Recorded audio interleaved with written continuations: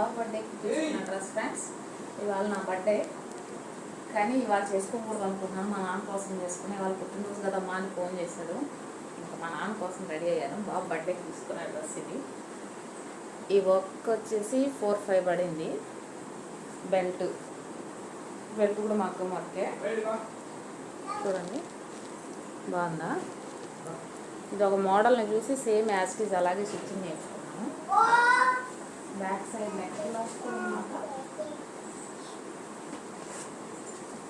కాకుంటే tailor mistake చేశాడు. ఇది టంబూస్ వేసుకోవట్లేదు, లేకుంటే వేవ్స్ లాగా ఇలా వచ్చేది.